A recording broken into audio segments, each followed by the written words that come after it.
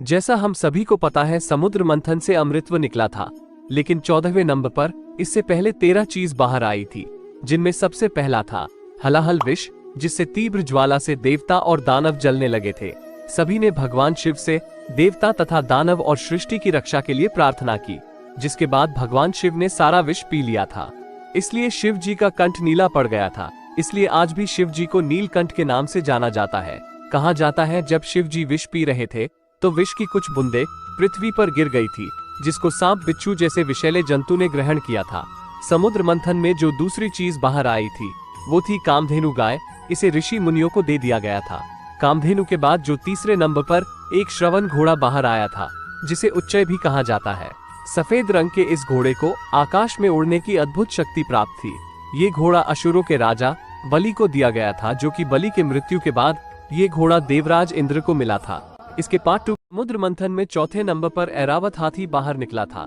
अब काफी सारे लोगों को पता होगा कि ऐरावत हाथी देवराज इंद्र का वाहन है, तो जाहिर सी बात है वो भी उन्हीं को मिला था।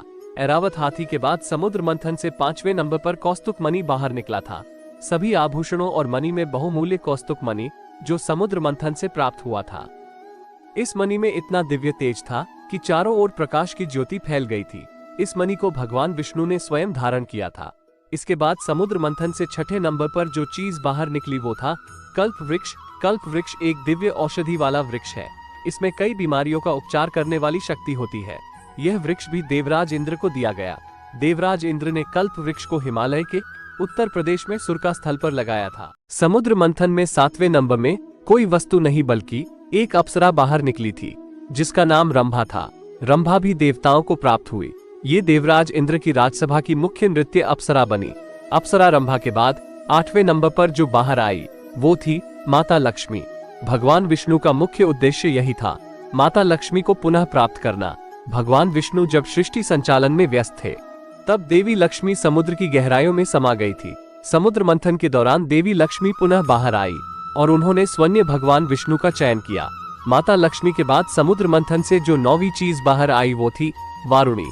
समुद्र मंथन से मदिरा की भी प्राप्ति हुई थी और उसे वारुणी कहा गया।